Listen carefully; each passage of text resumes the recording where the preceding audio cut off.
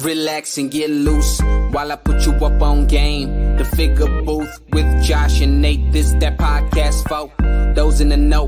Batman vs. Iron Man, how would it go? We talking one of a kind, collectibles. Mezco toys are respectable. It's unacceptable if it's not in the packaging. Nate don't take pics if you ain't rapping it. Nate's dirty tricks are always happening. But damn it, man, don't you be stressing. Round here we believe in plastic confessions. We trying to figure out the figures that's gonna stand the test of time. That G.I. Joe handmade hit me in the spine. There's perfection in the way that these toys are made. But I also wanna know, do I pick Wade or Slade? So this is where I come to kick it with the guys. The Figure Booth. Like, comment, and subscribe.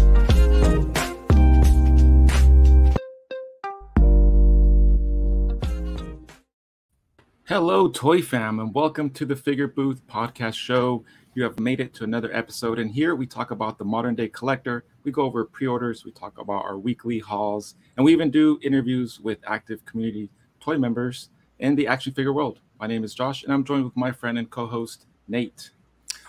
Hey guys, it's Nate, aka FigureFan_Nate, and you've reached episode 52, which we're calling POW, Right in the Kisser. Ooh, man, what could that be? That's an iconic line. Like, who other? What names come to mind when you just hear "pow" right in the kisser? Yeah, if you're active in the toy community, that one might be a red flag. Like, oh, I know who this is. Yeah, it could be. Or if you're used to looking at Legends like streams and stuff, you want to look for those secret hints, that the Easter eggs that may be laying in the background, or in the foreground, or right in front of you. You never know. Right. Exactly. No, this guy. Very active in the toy community. He's made quite a name for himself. He's pretty well recognized amongst, a lot of the people that we talk to. If you go into other streams, they talk about him as well. He's very well known in the community. So we wanted to invite him on and have some international flavor to our show, maybe. Oh, yeah. Let's sprinkle some international stuff on here. We need diversity, Yeah, like culinary, we're kind of expanding our taste here a little bit. Yes, sir. But yeah, let's, don't hold back, Prime. Who do we got on the show today? Let's bring on board. Everybody knows him. Your favorite and my favorite friend, Dan Who. Let's welcome to the Figure Booth. Pow! There you go. Hey, right in the kisser. Right Pow, there. That's what it's Pow, you're good. Gentlemen, pleasure. Thank you very much for having me. And international flavor. I can bring that. For sure. Yeah, we're happy to have you on, Dan. Thank you very much for being here, man. Yeah, excited. Pleasure's all mine. Let's go. Let's talk. Fan of what you do. I like you talk about stuff that we all think about. So if that makes sense. So so I appreciate it. I like it. That's what we try to put a different lens on some things that maybe you might be dealing with as a collector, or people that we've talked to, or this all kind of started with me and Prime sort of just talking about things that were either bothering us or that we're concerned with. So why not make a show about it? Mm-hmm. Oh, of course. Niche of a niche. Right, exactly. Providing something a little bit different, being unique. So, go ahead, Prime. And no, I was just, before we take a deep dive and we start bringing people from Dan's past, like this is your life. With the big red book. Yeah. Automatically became a huge fan when he had beef, because we start beef, we spread rumors, we start beef. But when Dan had beef with Unparalleled and you guys did that mixtape, the songs back and forth, that's the major love. Like, I love that part of the community where we can give each other a hard time, and there's no hard feelings. No, Unparalleled don't want round two. You don't want it. See, you heard it here first. He doesn't want round two.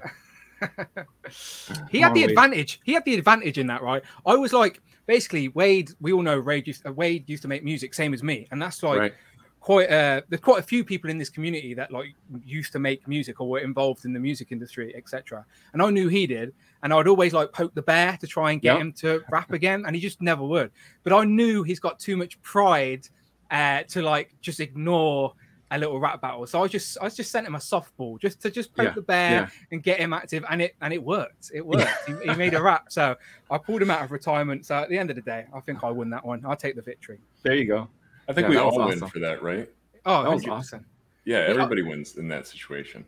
It was I did as I said, mine was a softball. I was just like, Odious is dead. Odious is dead. No one wants to paint an Odious head. Nice and easy, right? He came at me with like these killing Britain's really deep bars, and I was like, all right, wait, tell me how you real feel. Like seriously. Wow. So yeah, never got an opportunity for a second round, but he knows I'm game, but I don't think he wants it. That'd be awesome. I would love to hear that. That's pretty cool though. So before you even got started on YouTube or Instagram, you were doing that, or is that something you're doing as you were doing YouTube as well, or? Yeah, like that's where the whole Dan Who and everything comes from. I used to run a record label when I came fresh out of school. I started trying to train to be like a PE teacher. I liked football, so I thought I was going to play football, soccer, as you guys. But I didn't. It was all so science based, and my head wasn't in it. And I was making music at the time, like just casually with friends and stuff, on like microphones that cost £1. It was like seriously sounded terrible, but I still did it anyway. And so I wanted to do something within music, but the thing is, everyone made music, but no one knew what to do with it. Like everyone had a MySpace page where they were making music and blah blah blah. But I wanted to know, okay, I know how to make the music. What do I do after? So I went and studied music business and got my distinction and all that in music business. So I came out of college I started a record label, and for maybe 5-6 years, I was actively running my own record label, signing artists, doing tours, doing shows around the country. And yeah, Dan W was a whole thing before I even before I got involved with the toy community. But toys have obviously always been a part of me, but I never really pushed it to the forefront. But there's only so long you can be a white boy rapper and people take you serious. And also the money wasn't like consistent. It was great when it came, but it wasn't like a consistent income. And like, obviously I've got a missus, she wants to go on holidays. We want to buy nice things. So I needed a consistent income. So I sort of stepped away from music and sort of went and got my day job, which I do now. I'm like an IT manager now, but it's pretty boring. So like, but that's a means to a cause. Like I wanted to do something I'm passionate about. And as I said, I didn't really do music anymore. And I sort of stumbled back into collecting. Now, I've always picked up toys and stuff, but we all have that phase where we dip out, focus on other things, and we come back in. So in my mid-20s, I started to like just pick up a few things, especially as the MCU started to kick up as well. And that sort of, because I love Marvel even before that because of X-Men, Spider-Man, all of that stuff. But the MCU really reminded me, like, I know who this character is. I know this is. And like, it made me go back. And so I started buying toys and blah, blah, blah. And like, because I loved all the Kenner stuff as a kid. So when I see Marvel Legends started to get a lot better than the Toy Biz days, because I wasn't really a big fan of the Toy Biz stuff, I started like just diving all in. And I wanted to do something passionate, something I was passionate about, something I found fun. And so I sort of dived headfirst into this toy community, and I've used all the skills and stuff I'd used from my music days and put it into my toys, because I could edit videos, like I could use Photoshop, I could all the tools. I had all the tools to do the job. So and then do you know, you must, if you're a fan of the toy community, you'll remember a name called Glenn Webb, right? Legend in the toy community. He was like when I was, obviously everyone goes on YouTube before they buy something, right? You sensibly go and find a review first, right? No matter who it is. So my go-to guys were always Glenn Webb and Shardamus, because I didn't really know anyone else really. They were just my two people I subscribed to. And then Glenn Webb passed away, and like he was like the UK guy. Like so, like when he passed away, by no means am I saying I'm trying to fill a gap he left or anything like that. He inspired me to be like, wow, why can't I do it? Do you know what I mean? Like. So it was literally the same year he passed, maybe the Christmas time. I just went, right, I start making a channel. Like I knew how to do bits and bobs, and I just started doing it. I wanted to be that UK guy. I wanted to be that, because when I'd watch reviews, I'd hear Walgreens, Targets, all stuff, places that I don't know or have. So I wanted to give that UK voice and give that UK experience to toys. And also, I wasn't so particular about articulation and stuff like that. I just loved adding new characters and building that collection and stuff like that. So I tried to focus more on the characters and the figures, rather than this articulates and has double jointed knees and bends like this. Like, so I was just buying a figure and posing it on a shelf like school book style. Do you know, like, so I tried to focus. I tried to use that as a niche. And some of my early reviews, I'd spend so much time doing like character breakdowns.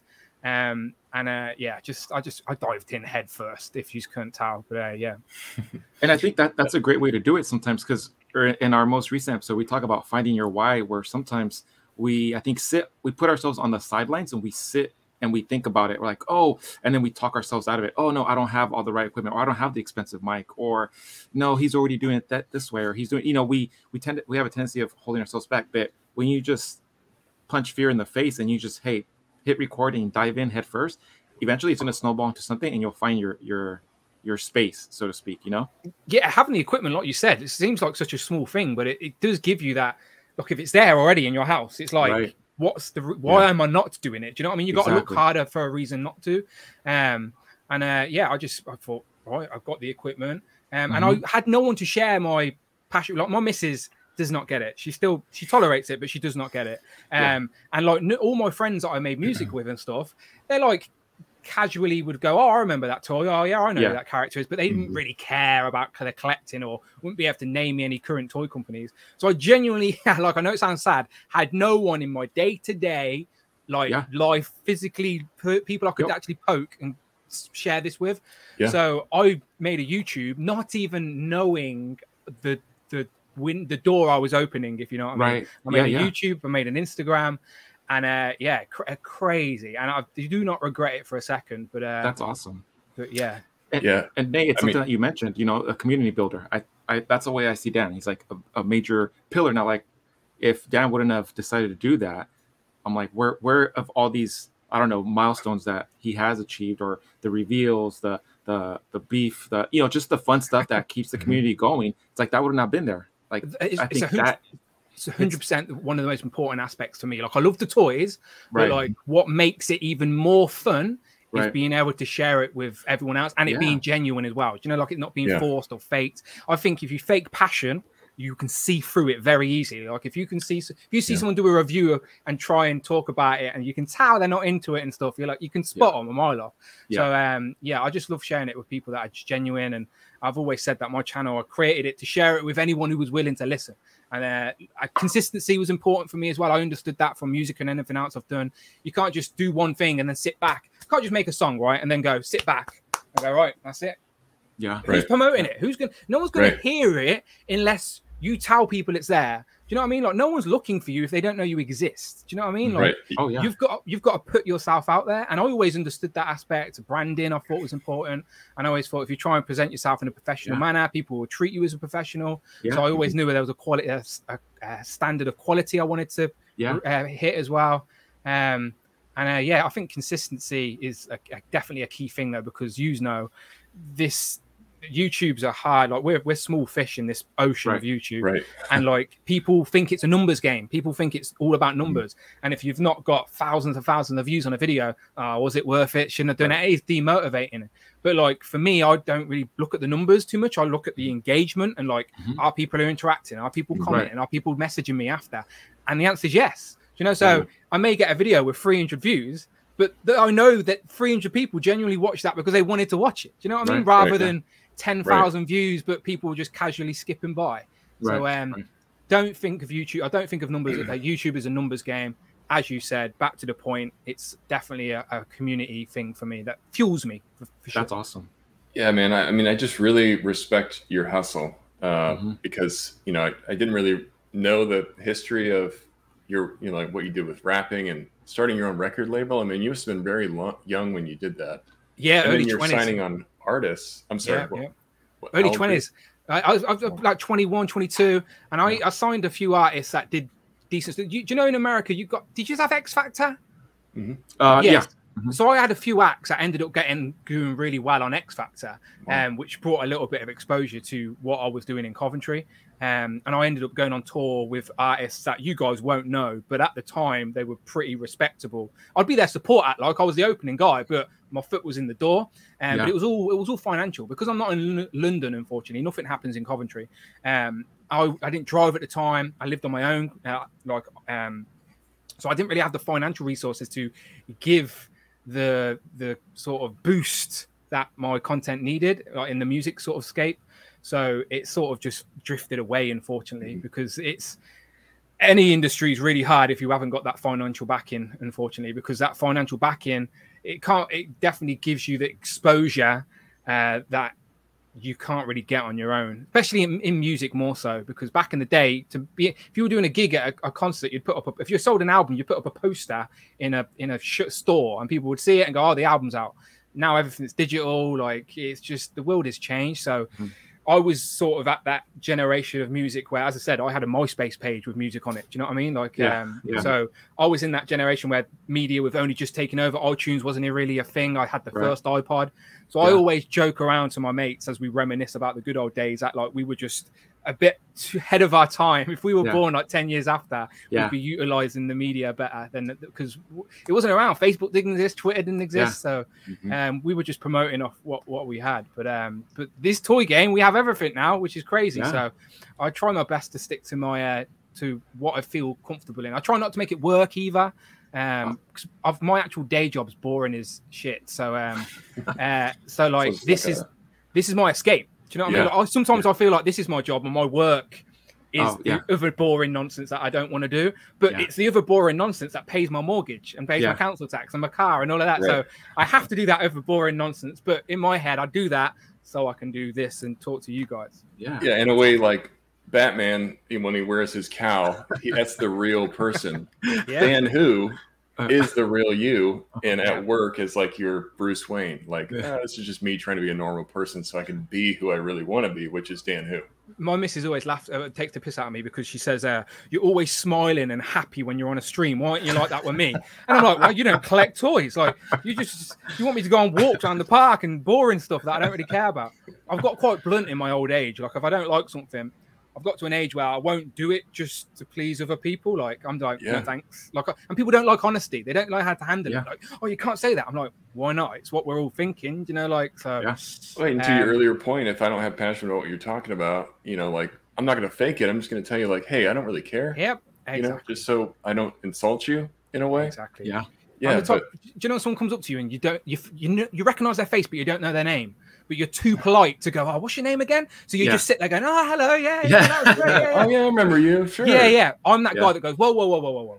What's your name? Who are you? Do you know what I mean? Like, and people don't like it. But people mistake that for just being arrogant or rude. Yeah. It's not. It's just I'm very upfront and honest. That's all it is. I respect that, man. And, you know, you didn't let, even though you took your shot at doing the rap thing and maybe it didn't work out, you didn't let that defeat you. You took what you learned and you created something completely new. You rebranded yourself, which, like Prime was talking about in our last episode, you know, figuring out, like, what is your why? It seems like you had a goal of what you wanted to do. You realized that wasn't really working. You're like, okay, what is my why? What am I trying to do? I'm going to get into the YouTube game, and I've got this passion for toys. Let me see what I can do to represent the UK market. Because, like you said, Glenn Webb was doing it for a while. He passed away, unfortunately. And you kind of moved into that spot. Not that you were trying to replace anybody, but you're like, okay, let me try to. No one could replace Glenn. No one could replace Glenn. He's a legend. And there may have been other UK guys. Don't get me wrong. I'm not saying I'm the only one. It's just that I wasn't aware of them. I didn't know they were there. You know, you only know what you know, if you know what I mean. And YouTube's a big place. So once Glenn had passed, and I was watching Shartimus, and I started to find the Fusion and Parallel, etc. There wasn't a UK guy, and I was like, well, I can't go to Target and buy this toy. Where should I go? So I wanted to be that guy.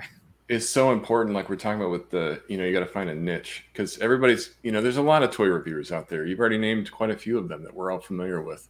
So how do you find that niche to build your own brand? And I think you've done a great job in representing the UK market, but you also you have a lot of Americans that enter your stream and they comment, and you're very active in that community. So I think you've done a really good job of bridging that gap to where I think I'm a fan. I'm a fan first and foremost, and it's not fake. I'm not jumping in other people's live streams to say, "Oh, say my name, give me a shout out." I'm watching because I'm a fan of what I'm watching, whether it's Kevin or in Parallel, Fuge, whoever it is.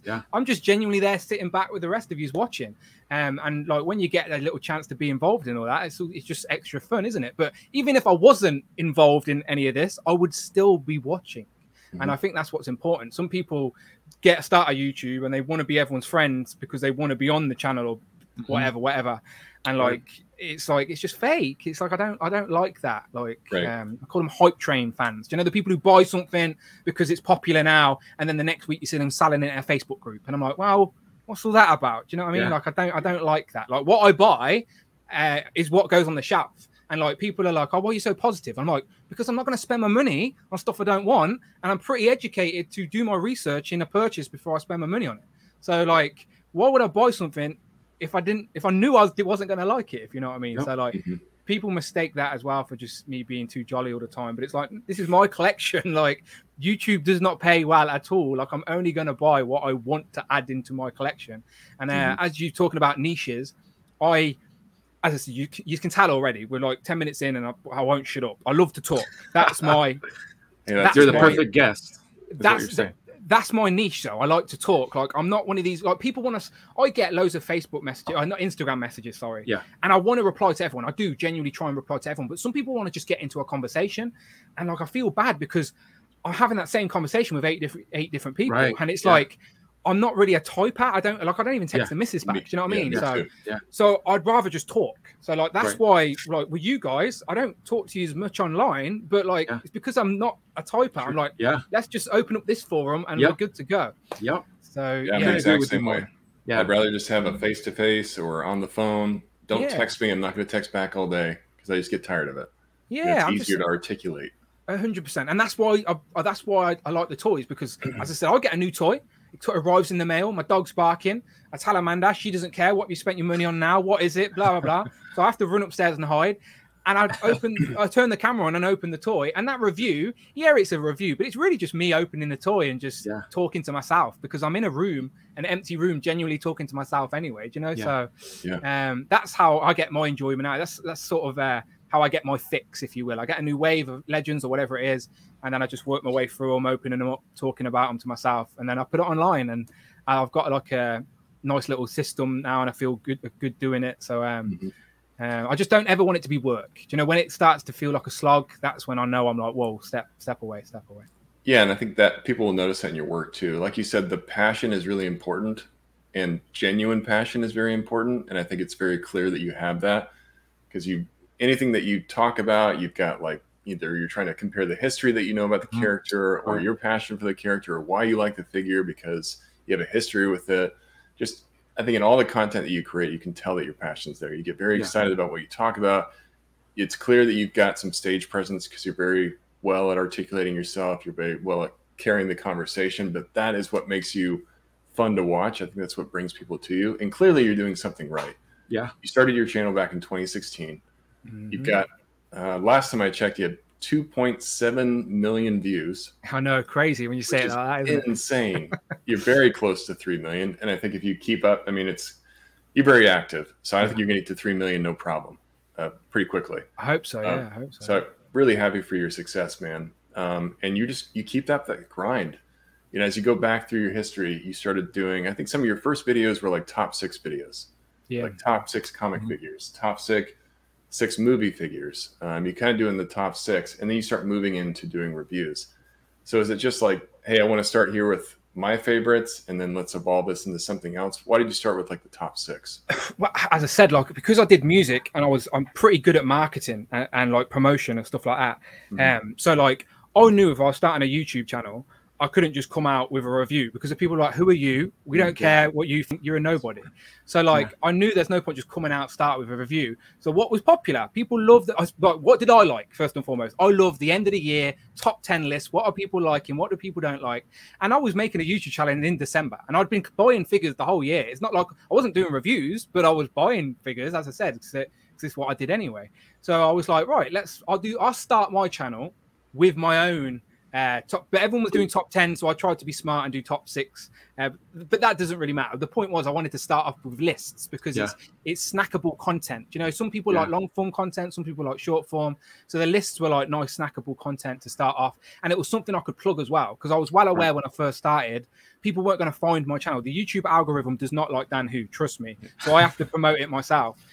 So if I had like a top, like I said, my list videos were a little bit more easier for me to like send to someone. Like, so I had a few friends on Instagram through collecting that I'd be like, oh, check this out. And it's easier for them to watch a top 10 quickly or whatever it is, than to watch a review about a figure that they may not even want, if you know what I mean. So I started off with that just to get a bit of buzz and sort of use that to get to my top 1,000. To my first 1,000, I was just like constantly telling people, like, to the point where I was annoying people, and people probably thought I was a bot on Instagram because I was like copying and pasting and messaging people.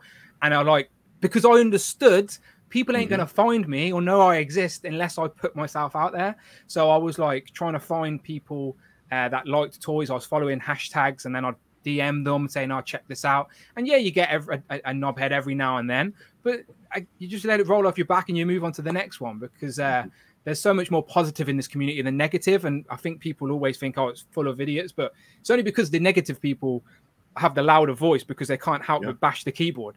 Right. All the happy, positive people are sat back smiling with their hands in the air because they can't be asked to type away. But there's more positive than negative. And as I said, I just kept going. And obviously, every now and then, the UK distribution helps out, gives me a little boost if I get it first. But again, at the minute, I'm reviewing the Thor wave on my channel, which have been out for months. You know, so for me, it does. If I get it first, great, happy days. But for me, it's all about, as I said, my enjoyment of opening the figure and sharing that with anyone who's willing to listen. Like, I just put up a couple of the 4 wave, which again have been out months, and my group review just hit 1,000, and like everyone's seen that figure already. Do you know what I mean? So I feel it makes me feel that people are coming to the video to see what I think, and I think that personal touch is really important because people get connected to the person behind the camera, like Robo. Everyone loves Robo. Robo's the fuchsia. Unparalleled, it's Wade, if that is his real name. Do you know, like, we know who that is? Do you know what I mean, though? But people get attached to the person on the camera. So same with Kevin. He's got like his subscriber. He may not have thousands of subscribers, but everyone subscribed to him is watching and engaging. And again, and YouTube, people very easily, very mistakenly think YouTube's a number game. If I haven't got loads of numbers or loads of views, it doesn't matter. It's deflating. No. It's who's engaging, who's watching it. The people watching actually care, stuff like that. So like a lot of people will make a YouTube channel and think, oh, let's just make reviews. No one watches the videos, and then they stop after a month because it's a lot of work, because it really is a lot of work and little reward. Because as I said, YouTube does not pay well at all. So yeah, you got to, as I said, that's why you can't fake the passion, because if it's fake, you won't stick at it, because it's a bit of a grind if you really want to build that platform.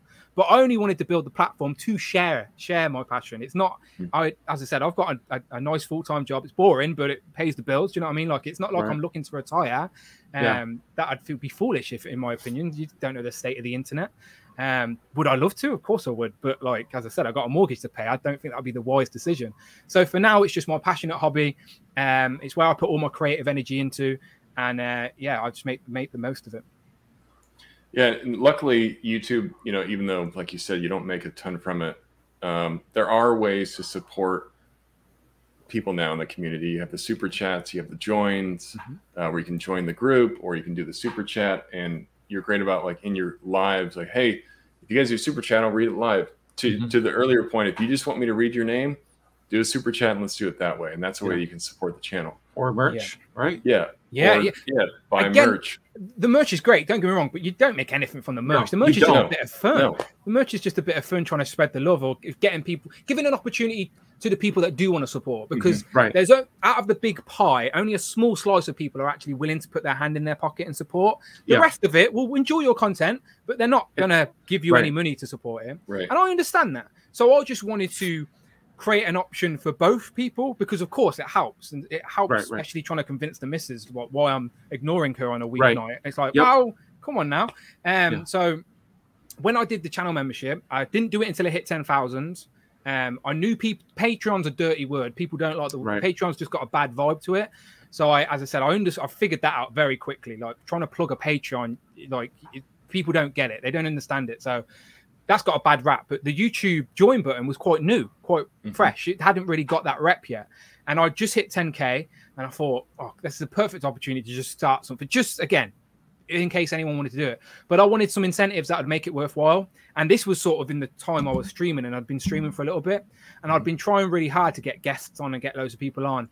And I was getting people that want to be on a guest. And I was like, I didn't really have like a history with them or a connection with them or anything like that. And I'm thinking, I want to give my time and energy, because as I said, I built this platform. Don't get me wrong, the platform's small, but it's a lot of hours and time and energy into the platform. So if I'm going to give you my time and energy, I want to make sure you're genuinely supporting what I do. Right. I don't want to just give it to anyone who's just looking for 5 minutes on a video. Do you know? So my channel membership, I did Legends and Liquor, the spin-off show I always wanted to do, just for exclusively for channel members. And it's literally a virtual hangout. It's like what we're doing now, just talking toys, but it means I'm giving my time and energy to the people that are genuinely supporting my channel. Do you know what I mean? I'm not giving people like that are just trying to hang on or clingers on, because there's people out there like that. Who are like, oh, can I be on your video? Can you do this? Like, if I ever post a YouTube review in a Facebook group, the admins of these Facebook groups hit me up going, oh, can you plug our Facebook group in a thing? And then I'll let you share on your page. I'm like, no one even clicks on my link anyway. Do you know, like, don't get me started on that Facebook rabbit hole. But channel memberships are great. Again, I've only got a small number of channel members, but I know that small number are the people that are genuinely supporting what I do. And so it makes me want to get them more involved in what I do. So like Legends and Liquor now, nice little community there, regular faces. And like I've now done spin-off shows to talk about Turtles and Tea, Joe's and Juice. And my co-hosts are channel members that I met through the channel. Do you know what I mean? So like, it's like, I always feel like my channel membership is really good because you get to genuinely be on the channel and be a part of the channel you're supporting. Do you know what I mean? Like, and I don't think, again, no disrespect to anyone who doesn't do anything like that, but I did feel like if people were going to put their money where their mouth is, it had to be something enticing. And there's a lot of people that want to get involved in this community, but don't have a Facebook, don't have a YouTube, don't have an Instagram, or they do, but they don't really get many followers and don't post pictures, but they want to be involved. So like, this is the quickest way to get in. It's like, wow, support me and I'll support you type thing. And, and as I said, I'm loving it.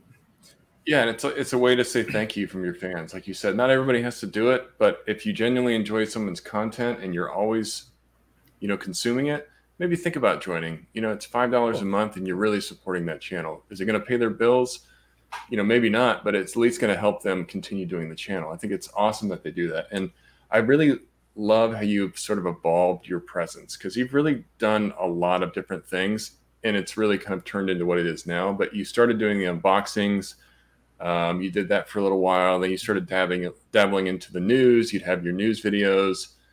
On the side, you're still doing reviews. Eventually, you move into Dan Who Live.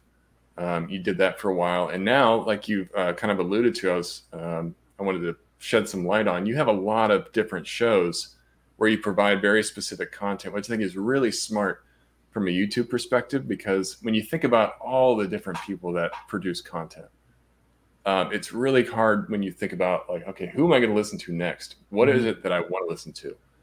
But the way that you've done it with Legends and Liquor, that's one of the first ones I noticed, is that you've got, okay, we're going to talk all Marvel Legends here. We're going to drink. I've got some guys from the community that are going to come on. Great way to engage. Basically just me drinking, to be honest. Hey, that's okay.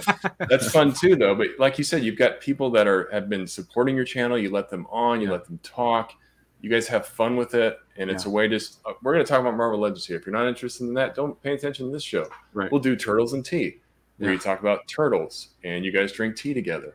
And you have, I think the last one I watched was Super Turk on. Who's very active in the community. And then you have Joe's and Juice, which you just did earlier today.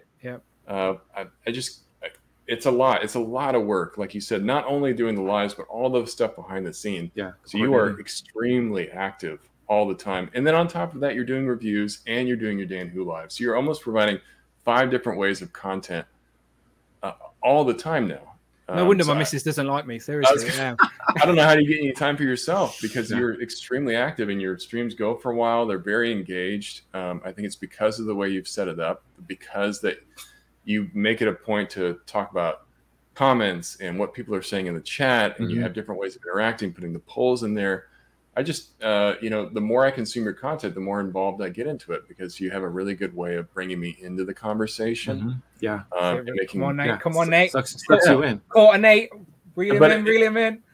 When you talk about you're almost at $3 million, it makes sense, because you really created something special. I appreciate that. Yeah, I think it's awesome. So I just really respect it, man. So how did you get the idea to do Legends of Liquor and Turtles and Tea? Is it because you're getting specifics like, hey, I want to focus on Joe's this episode. Can you do that, Dan? Or... Yeah, the live streams, like everyone else, COVID hit, and everyone was working from home, or furloughed. I was still working. I never missed a single day of work. But I in my job, I have an office, but I'm my own boss. I can go there if I need to. I can be a little bit more flexible. So when Unparalleled started to kick off the live streams, I had tried before. Like, my videos are on private now. There may be a couple up with rectangular, but I always wanted to do live streaming. Like, I'm a wrestling fan, right? And there's a lot of live streamers in the wrestling community that do live streams of themselves watching pay-per-views and stuff. So I always loved that concept and wanted to somehow bring it in onto the channel. And I did try and do a couple of random lives when I lived in my flat on my own, but it was so hard to find the right time, especially if you had no promotion around it. You just pop on, like, no one knew you were there. Why were they? So, like, I'd only get a couple of people watching, and it was a bit sporadic, but it was always something I wanted to do. And then Unparalleled was he was really the person who sort of kicked it off in the toy community as like a regular scheduled thing where he'd be streaming. And I was like, that's exactly what I want to do. I'm going to jump on. I'm going to carry on doing it so I've reached out to Brandon, who I was talking to on Instagram. At that time, I hadn't met him. It was just someone that I talked to. Do you know that you have got those friends? I'm sure you two do. Talk every single day. Yeah. You know, like, but it's just through Instagram or whatever. Yeah. So that was like Brandon with me. So I was like, well, it makes sense for you to come on this. And Brandon had never done anything like this before. And I never do anything half-assed. So, like, I learned Streamlabs. Like, I literally downloaded Streamlabs and spent hours and hours and hours doing my graphics, doing my templates, just putting it all together and learning as I go as well, by the way. I'm still learning even now.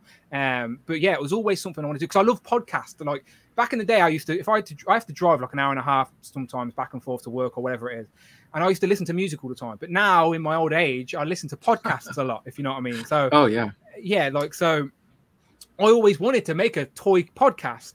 But again, scheduling, trying to do the right time. So the live stream sort of thing just worked out perfectly. Because in my head, I wanted to do it as a live podcast where it would be formal. It would be like the first day streams are very formal, as in I introduce myself the same way, because every single show could be someone's first show, if you know what I mean. Right. So introduce yourself the same way. You go through the housekeeping, because again, every first show could be someone's first show. So you do the housekeeping. Talk about some new toys. You start off slow just to let the people come in, because you know people don't come in there dead on time. They wait for the pop-up or they find it. And then after like half an hour or so, we get into the main topic. And I always try and make sure there's a main topic. And I always try and keep it toy related. And we use the news to sort of bounce off that. So if Marvel release a new X-Men character, then we go, right, today's stream is top 10 most wanted X-Men characters. Do you know, like, we always try and make the news or the stream relevant to what's actually happening in the community at that point. And the consistency was key. Like, I can't explain that to anyone. Anyone wanting to do something, consistency really is key. Like, if you do it here and then you disappear and you come back and do it, how are you expected to anyone to retain that audience if you're just all over the place?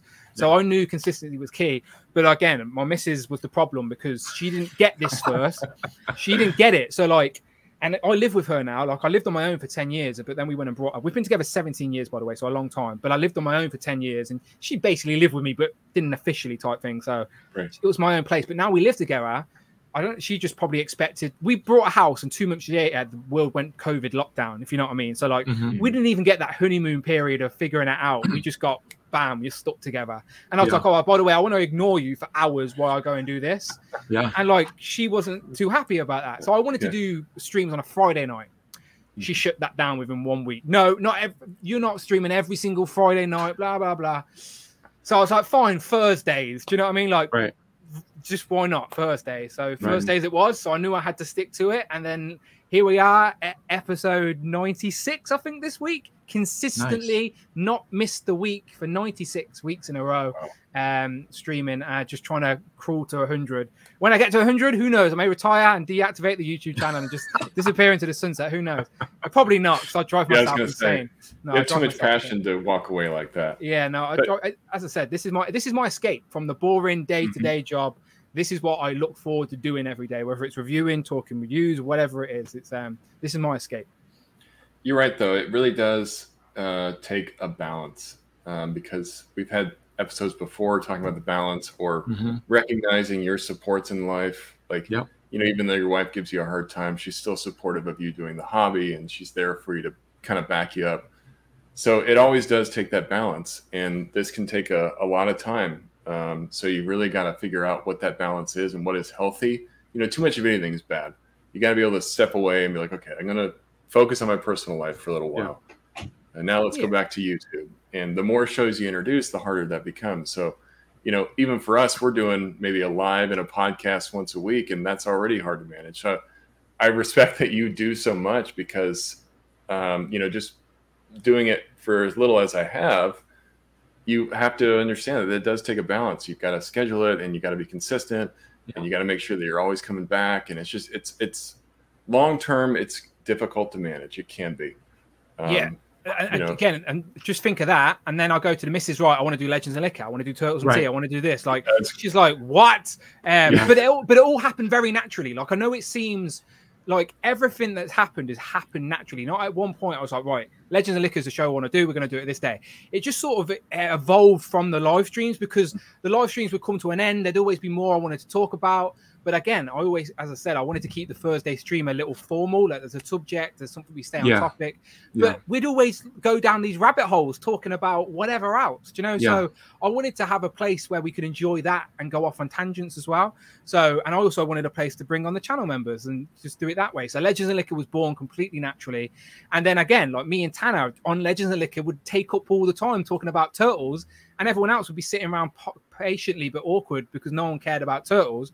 So I was like, Tanner, we should make Turtles and Tea again as a joke. And then I'm looking at people going, you think I'm joking? Like, I can make this happen, you know? So it happened. Same with Joe's and Juice. Tom and Mark always talked about Joe's, and I love talking Joe's as well. So I was like, fine, Joe's and Juice. And it just all happened so perfectly. Like, just Legends and Liquor, Turtles and Tea, Joe's and Juice.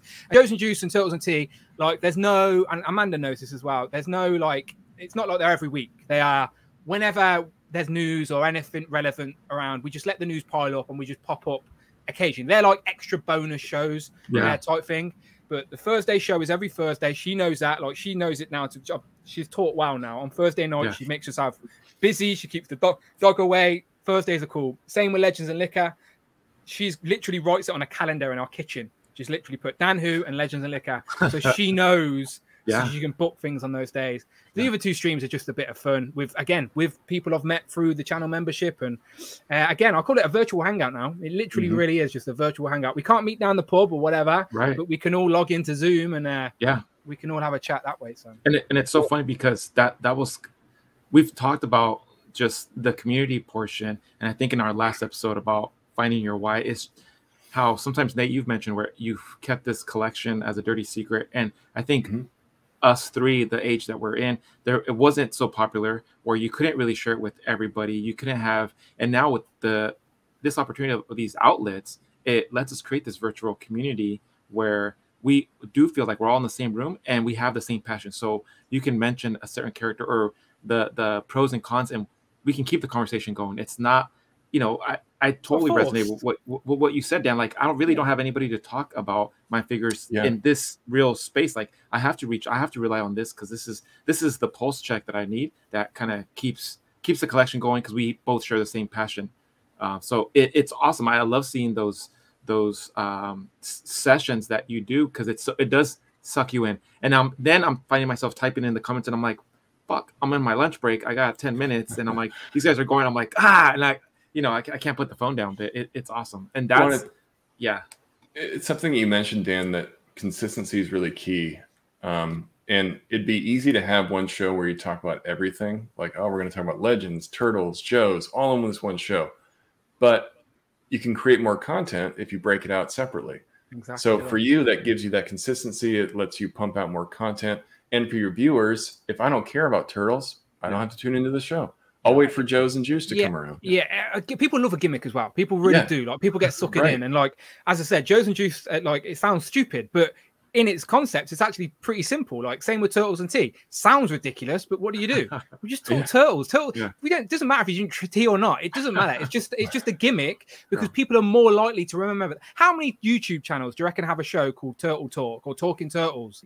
Come on now. Like, no disrespect to those who do, but it's like, it's too easy, isn't it? So like, I'm the British guy on YouTube. Yes, I love the one British stereotype I will allow. We do love our tea. So Turtles and Tea just made sense, and Joe's and Juice was fun. I love creating as well. Like, I know it seems like a slog, but I get excited to like make new graphics and like, set up the Streamlabs, make a new thing, and I don't know. I just love being creative. I give up video games. I don't really play. Occasionally, we'll play like Warzone with my friends once a week or something like that, but I invest my time in creating, if that makes sense. Like, if I get a bit of free time, I want to do something productive. Like, I watch the shows I want to watch, but I'm not really the type to binge watch or just get sucked into a show I don't really care about. Do you know, me and the missus always argue because we don't really have a show we watch together.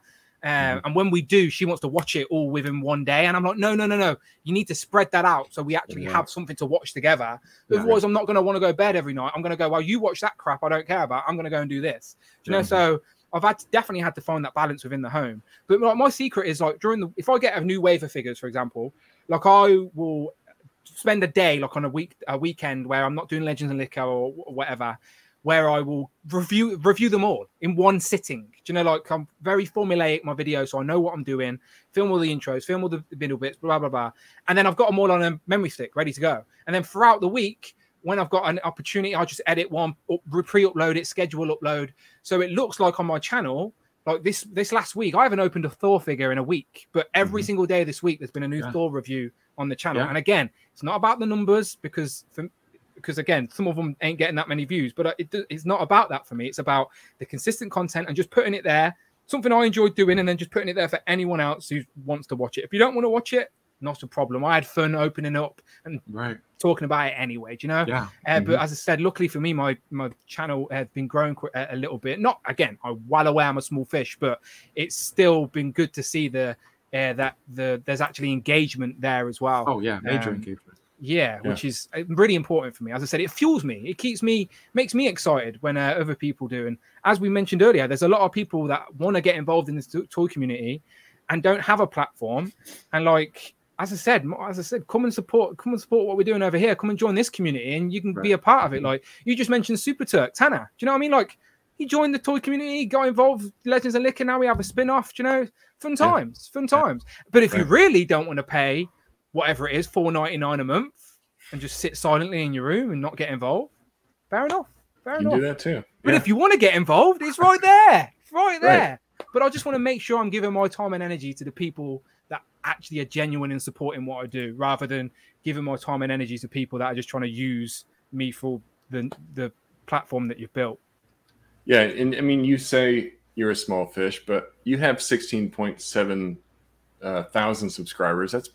That's not anything to shake a stick at. That's pretty awesome. But if for some reason, honestly, very happy with that. Trust me, very happy with that. Yeah, if you guys are listening and for whatever reason you're not already subscribed to Dan Who, please subscribe to Dan Who, like it shows below. Dan Who Reviews on YouTube. You can find him there. If you really like his content, hit that join button, support the stream, or join one of his lives and do a super chat. I'm sure he would appreciate it. But YouTube isn't the only place where you're located. You're also on Instagram, and you've got a very large following there as well. I really like how you have that. I call it the white hot background. I think Mario says that too. You get that white hot background. Yeah. You've really kind of evolved in how you've done your toy photography. And I know, maybe you're not trying to do what we think of traditional toy photography, but you've got a way that you're showing off the figures, whether it's in front of your collection or whether you've got that white background where you're just showing off the figure. Have you seen a lot of success from that? Just kind of doing those kind of vanilla posts just to kind of grow that following a little bit? Yeah, Instagram has genuinely been natural and like no real. It's been effortless, like because I'm not trying. Building my Instagram following was never something I've intended to do. If that makes sense, like I've always found Instagram as my way to promote what I do on YouTube. If that makes sense, like YouTube's where I want to live and die. That's the hill I've chose. But Instagram just is sort of went side by side with that as I've done more and more stuff. Instagram, like all of us, is just a place to share our new toys. No one cares. Mrs. doesn't care. I've showed the dog. He doesn't care. I'm going to post it on Instagram because you feel validated. You're like, there it is. I've officially purchased it and everyone can see it. Yeah. It's just fun. It's just whatever. Like, oh, you've got that. I've got this or whatever. So Instagram has just been genuinely fun. And what I love about this toy hobby, and you guys speak about this as well, is that there's so many different like brackets of this toy community. So like, I love talking, as you know. So I've got a YouTube channel where I spend a lot of my time talking. But people are great at taking pictures, so do ACBA. There's people that build diodes, so they build the dioramas. There's people that do stop motion. There's people that do custom figures. Do you know? There's people that buy and sell, as that's its own sort of niche within this toy community as well. Oh, yeah. Do you know? There's so many tiny niches of this toy community, and like you don't have to be a master at any one of them. You can just have your finger in all the pies if you want to. And like I love dioramas and ACBA, but that's not like I don't. It's very time consuming, isn't it? So you've just got to pick where you feel most comfortable, and I feel most comfortable like just here talking. It's just easy. It's easy for me to do, but I did start building. Of course, we've all done it. We've all tried to build a dio. We've all tried to make a custom action figure. It's like there's so many little pockets of this community to enjoy, and there's no rules. There's genuinely no rules. Like I say this all the time, but all three of us could have the exact same Marvel Legends, right? Give us the exact same shelves. We would all display them completely different in our own way for our own reasons. And there's no right or wrongs within this hobby as well. Despite what the trolls want to tell you, there is no right and wrongs. It's like your preferences. It's your collection. Do whatever you want. Like, of course, you can be inspired by other people. I'm always stealing ideas from other people's collections and stuff. That's part of the fun as well. But yeah, it's just there's no rules. Enjoy it any way you want. And there's so many ways to enjoy this hobby. Instagram is just one of them. Do you know, like there's so many people that have Instagram accounts but no YouTube, for example, because they're sharing their ACBA shots or whatever it may be. But for me, Instagram was just a means to sort of promote my YouTube. So that's why my Instagram is basically, here's my new toy, and if you see it on my Instagram, you'll probably likely see a review for it as well, if that makes sense. Yeah. And then the white hot stuff is just basically me showing you what I've just reviewed. So there's 3 figures that I've got reviews for on the channel right now. And who doesn't love a package, a box, a picture of a Marvel Legend in a box? In a box, yeah. Right. You know what I mean? Look at that. Who doesn't love a picture of a Marvel Legend in a box? So yeah, simple, it's clean, it works. I always do you guys use it as a catalog for your own collection as well? Like if you think, when did I get this? Do you scroll? You take a picture. It's on Instagram. Now you can use it to scroll and look back. Yeah. I used to. I don't take as much pictures as I do, but man, it's like when I go through people's pages, I'm like, oh, that's when that came out. Because lately I've been having boxes and boxes, and I'm like, when did this come out? And sometimes we'll talk about it on our show. I'm like, did I pick it up this year? But did it come out last? Like, I'm really bad at a sense of like time for like what year are we in? When did I pick up this figure? I'm not good at all that. And that's some of the stuff I love where you guys talk about it and you're like, it came out this year. Very like technical about that. And I'm like, did it come out? I'm like, I have no idea. Because I think I'm in a cloud of fog of just. Our brain retains useless information like many toy collectors, trust me. But yeah, again, Instagram, as you can see, I'm not trying really hard on Instagram. I'm just literally sharing what I'm doing, if you know what I mean. Like, I'm not actively trying to be an ACB artist or anything like that. I'm just sharing the toys I've been buying. And I say that in my description. I buy toys and then I talk about them on YouTube. So there's the toys I'm talking about, if you know what I mean. So yeah, Instagram's been very just effortless, just a bit of fun and a great way to interact with people as well that are not on YouTube, because not everyone's on YouTube. So Instagram's like the gateway to everything else, if you know what I mean. What I like, even though YouTube's kind of like where you generate a lot of your content, I like on Legends and Liquor that you at least talk about it with Brandon. I know Brandon is into toy photography, and that's something that you guys have brought up the last couple episodes is, how's the Instagram algorithm treating you? We've talked about it on our show, how we've seen changes and things that you can do to maybe help yourself in the algorithm, or things that you're noticing that are taking away from your your viewership. And I've noticed it too, where I've seen a big drop in engagement, trying to be as active as I can, maybe trying to figure out what's that secret sauce. But I love hearing stuff like that. Just at least other people are experiencing too. We're all kind of dealing with this algorithm that can be very unforgiving at times. If you're not playing ball the way it wants you to. So I think it's cool that you guys at least talk about it. And Brandon, shout out Brandon, by the way, Hero Collections. He's he went from 4,500 to like 7,500 in a matter of 2 weeks. Reels, people, reels. You crack the code. Reels, good reels though. Not just nonsense reels, good ones. And it's definitely helped, because I think Instagram as a platform wants to promote what's new on its platform, if that makes sense. So if you're utilizing new elements of the platform, you're going to get pushed a little bit more, I think. And that's worked to his. Some of his reels have over 100,000 views. Now I know they're only small videos, but imagine 100,000 views on Instagram, on YouTube. That's hundreds of dollars. Do you know what I mean? Like, so I was saying to him, there's got to be a way to monetize. There you go. Look at them. Look at some of them.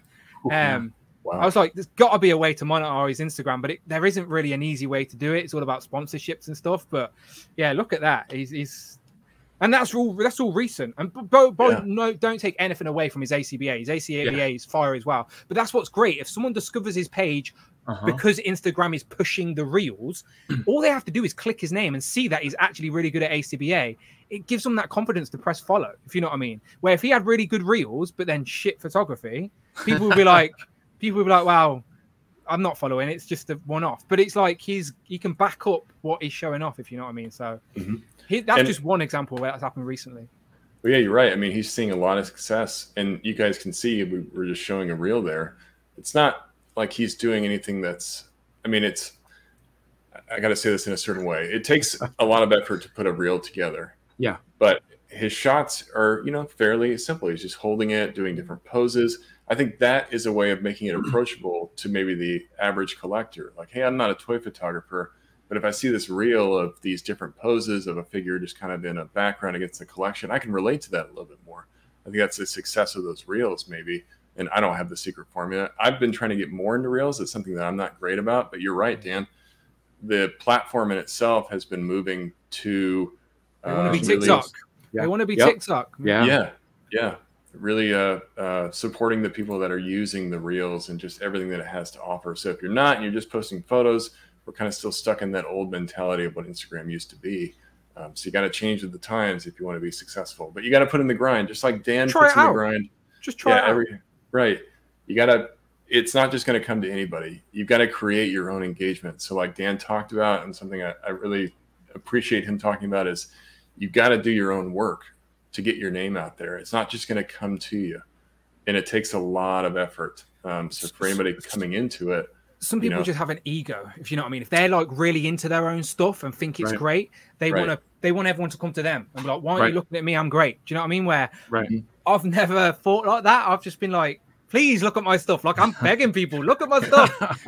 You know, like, I've got no shame. Like, as I said, I wear my own t-shirt because I feel like if you're not proud enough to represent yourself, how can you expect anyone else to rep you? Do you know? So you've got to put yourself behind the brand. You've got to be that first person there to push it.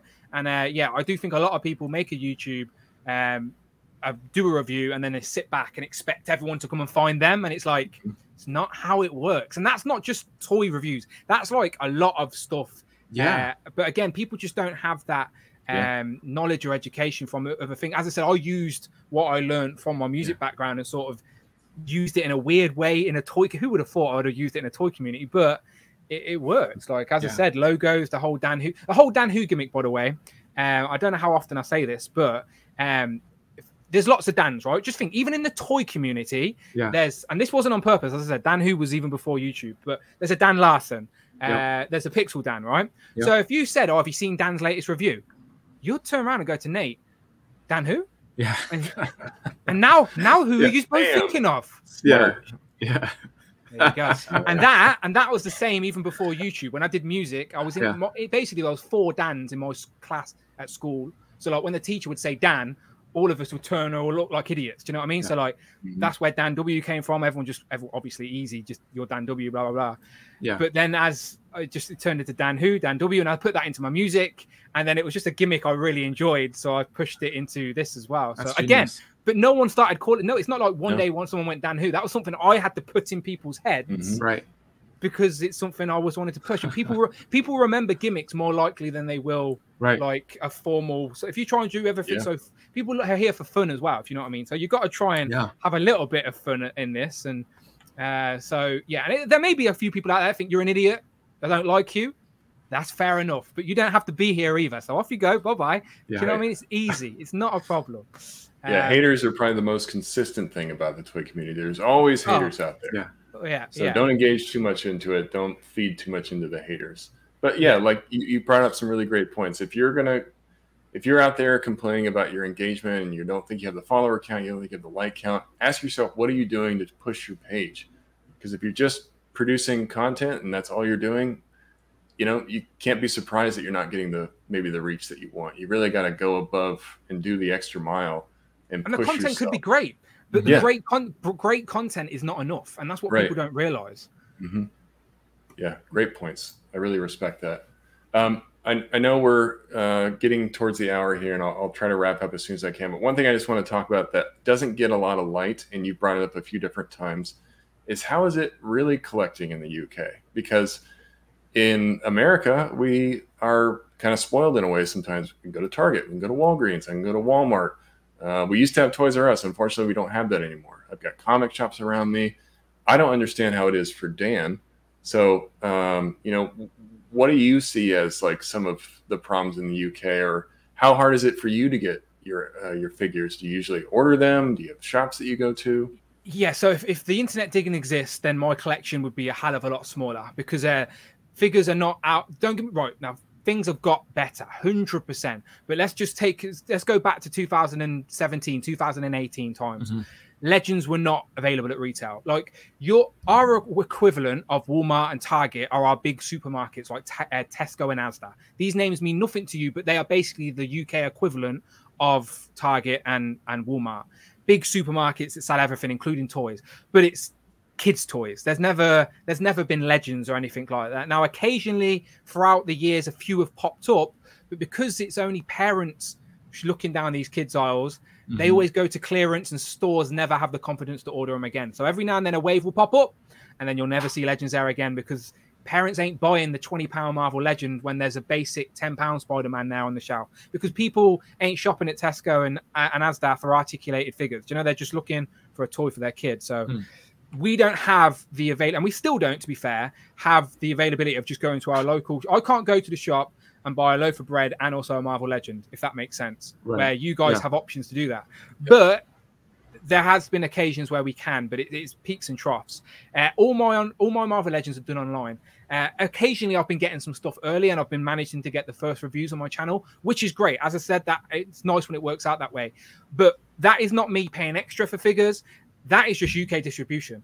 The UK is a smaller place. And now that we've got Hasbro UK, it seems like Hasbro are making a more conscious effort to get their stock in direct. So recently, especially this year, I've been getting quite a lot of stuff before the US. And again, I'm not paying extra. This ain't me paying some man from a Chinese factory to ship it me export or anything like that. This is just me pre-ordering, just like you guys, but it just lands in the UK a little bit sooner. And you got, again, if it weren't for the internet, you guys wouldn't even know that happened, if you know what I mean. You guys, obviously, people get sore. I get jealous as well, and I see you guys with stuff first. But it's just the way distribution works. I can't explain it. You can't. It is. But people have been messaging me recently going, have you got figures early? Have you been Hasbro sending you figures to review and be positive on purpose? And I'm like, what is that nonsense logic? On purpose. But yeah, honestly, because I'm positive in my reviews, people think Hasbro send me stuff because I'm positive and I'll purposely be nice about their stuff.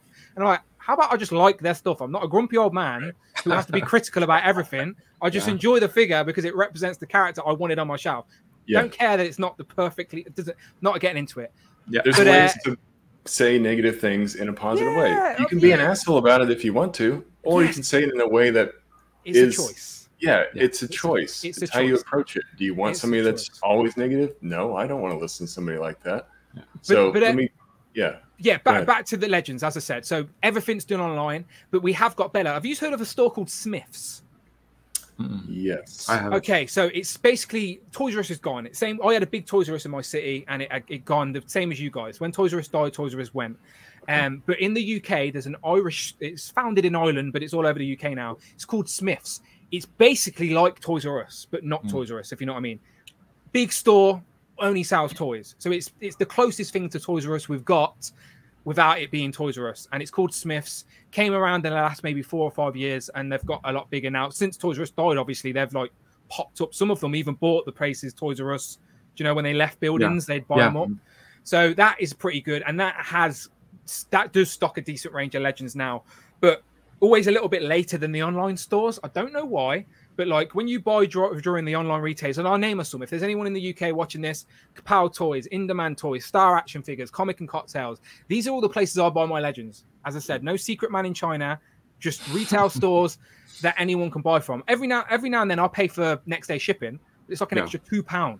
If you don't want to pay that extra £2 and then complain you didn't get it quicker, that's on you, buddy. Do you know what I mean? Like that's not like you know what it's like. You get a new toy, you want it as quick as you can. I'll pay the extra couple of quid. Legends are getting so expensive these days. It doesn't matter. I may as well take an extra £2. Yeah. But yeah, all my figure shopping is done online, but it has got better at retail with places like Smith's. The bigger chains, as I mentioned earlier, the Tesco's, the Asda's, have occasionally trialed selling Legends, but it's usually one wave, months behind, so no one wants them. They go to sale and then they never restock. Forbidden Planet's really good. I know you don't have that all over the US. There's one in New York, I think, but Forbidden Planet is actually all over the UK. There's one in all the big major cities. I've got one in Coventry. It's how I found Hellfire Hank. We've got a Forbidden Planet in the UK in Coventry, and when someone posted online that Hellfire Goon was out, and I was like, no way, I need to see this. I literally drove straight there, and there he was on the shelf, and the rest is history. Cool. So yeah, we've got Forbidden Planet, which is really good. Like if I ever post anything on my Instagram of being in a store and people are like, wow, where's that? It's Forbidden Planet. It's stocked, but it stocks everything, not just Legends. So I suppose in my area, Legends ain't as popular. Like again, I don't know any Coventry Legends collectors. So is it just me going in there buying stuff? Because I know if I leave it on the shelf, I can come back 3 days later and it still be there. Do you know what I mean? Man. So I feel pretty confident. Nice. Yeah. So I've in my current city, at retail brick and mortar stores that I can go buy Marvel Legends, I've got two places. I've got Smith's and Forbidden Planet, and there's also a toy chain called The Entertainer. It's run by a religious owner, like a very religious owner. And I know this sounds stupid, but when Marvel Legends waves gets released, like Scarlet Witch, for example, because she's a witch, they wouldn't stock her at The Entertainer. The Entertainer, right? Toy place doesn't even stock Harry Potter toys because Harry Potter's a wizard. This is all stuff you can look up online. The store doesn't even open on Sundays. It's a toy store that doesn't open on the weekend because it's owned by a really religious guy. Yeah. This isn't even just one store. This is a chain of stores throughout the UK. Go and do your research on it, people, if you're interested. It's called The Entertainer. Interesting. Really weird shop. But it does sell Legends, but again, months behind. Like you're talking, like you can go there now and probably just start getting the Spider-Man retro stuff that we've all had for months now. Do you know? So you can, it has 100% got better, especially now with Pulse as well. Like the collector wave that I've just got. Again, I got that before everyone else. Hasbro Pulse. What's your secret, Dan? How do you get figures first? Hasbro Pulse UK. Like I can't explain it to you. They're just in stock, and I order them. People get mad at me. People like get mad at me like it's me personally holding all these US stock away from you. It's like no, like, you have them somewhere in your basement or something. It's like, the jealousy. Yeah. Order these. I've got the first review on YouTube of every single one of these. Did I pay extra for any of these? Absolutely not. Just on Hasbro Pulse. Simple as that. So UK distribution, especially this year, has definitely helped me out. And I'd be an idiot to say, of course, it doesn't not give your channel a little boost. Of course, yeah. But if anyone looks and does their research on my channel, if I brought a Marvel Legend wave, I'm gonna review it. Like I've just reviewed Doctor Strange the week Doctor Strange came out in the cinema because I didn't review it when it came out when everyone else had it, type thing. So, but online shopping essentially. I've said all of that, but back to the point. Online shopping. Well, you guys heard it here. Awesome. Dan does not get free figures from Hasbro. No. He has to do the hustle just like the rest of us. And yeah, I'm just, I was curious really more than anything because I don't really understand how it is over there, but it's good to hear that at least retail is getting better. Yeah. Still relying on online. But yeah, I mean, I'm glad that you kind of addressed that because you do have a lot of figures that either are very recent or haven't even hit the US yet. Yeah. So I wanted to ask how you were getting those, but it sounds like it's just the UK distribution. And yeah, Dan's got no special connections, people. He's just doing the hustle just like the rest of us. I have really. I'll give you two the link after the stream, but no one else. There you go. No. Perfect. Careful. Not really. No, just again, UK distribution. I can't explain it, but if you can buy figures at retail in the UK, but they're months behind. And everything else is brought online. We've got to be fair. We've got like you've got a Big Bag Toy Store, Dorkside Collectibles, places like that.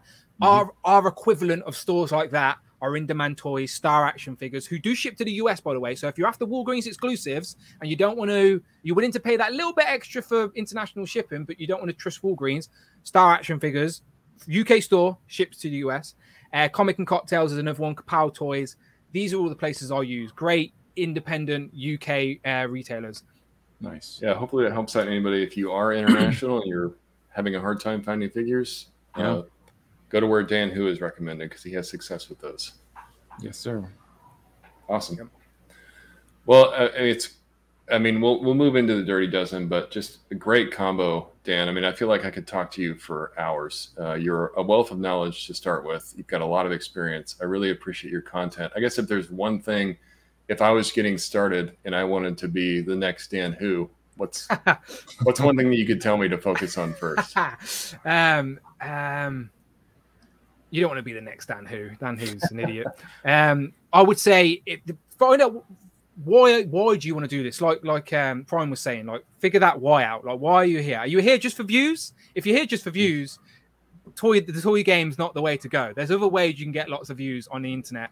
Toys isn't the way. So if you're here just for the joy of the views and the free toys, you need to go and review kids' toys that this toy community is not into, because we're a niche of a niche. So find out why do you want to do this? Is it genuinely because you want to share your passion? Then stick to what you're passionate about. Make sure that you're legit. You can't fake it. Like, what are you passionate about? Stick to that. Be yourself. 100% be yourself.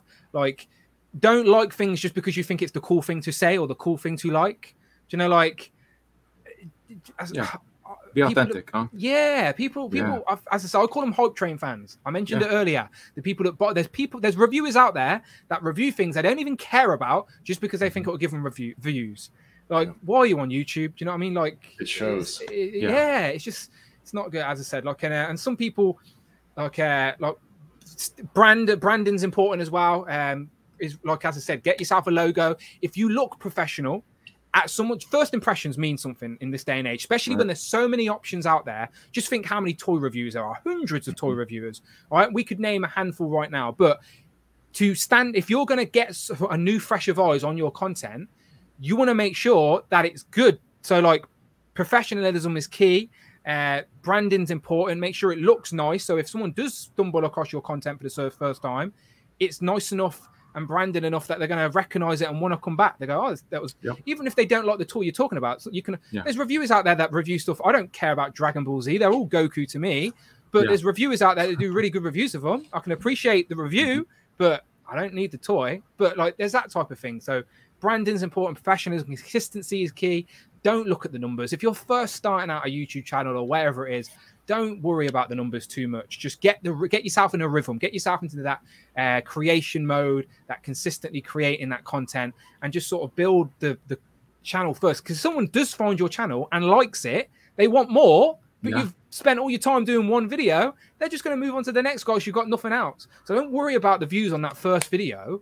Get some videos on their channel first. So when someone does discover you, they've got a few videos to go back and enjoy and figure you out. And just consistency, branding, and just enjoy yourself as well.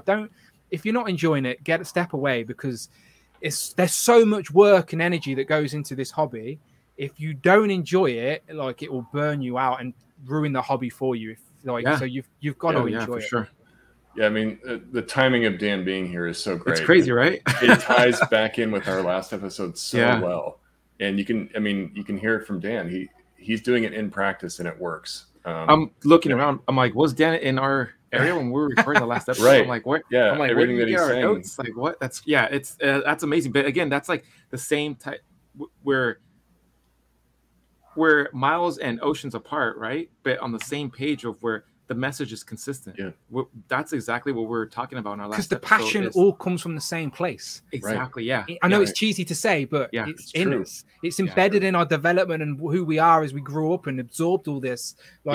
It's not forced or faked. It's just who we are. And like, this is just the place for us to sort of expel that we've never really had before. Like, oh no, yeah. And as I hear Dan, like, just keying in and hitting the nail on the head with that message, I just want to sit back. I'm like, go ahead, tell me more, Dan. I'm like, this is exactly please. Like that's free. That's exactly what we were talking about in our last episode. And sometimes it's hard to get and not just focus on burning through the ether and getting that message out there, where it's not about the likes, it's not being the first kid on the block. But if you don't really have a passion for it, then really take a step back and ask yourself, what is it that I want to do? What's your vision? Because if you don't have no vision, you're going to scale the mountain and then realize you're at the top of the wrong mountain. Yeah, and then building that brand and then keeping up with the engagement. That's key.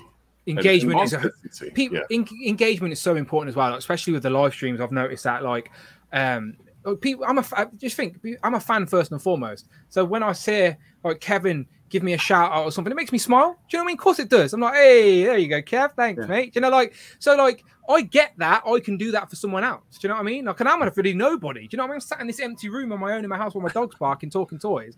So if I can just bring someone a smile just by giving them a little shout out on a live stream, that engagement's so important. Do you know? So yeah, I try and definitely. I'm not. Some people keep their circles really tight, if you know what I mean. Like, oh, you're not part of my crew, go away, stick away. But I'm like, who are you? Get involved. Come on in. As long as you're not a faker and you're not trying to use me or anything like that. If you are, then get out of here.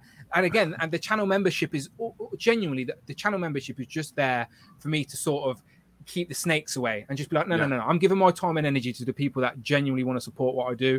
And yeah, as I said, be real, I guess. Yeah. So if you guys are listening, you like what you hear from Dan, you want to hear more from him, make sure to go to YouTube and subscribe to Dan Who Reviews on YouTube. While you're there, you can check out one of his many different types of videos, whether it's a live, Legends and Liquor, Turtles and Tea, Joe's and Juice, or just a figure review.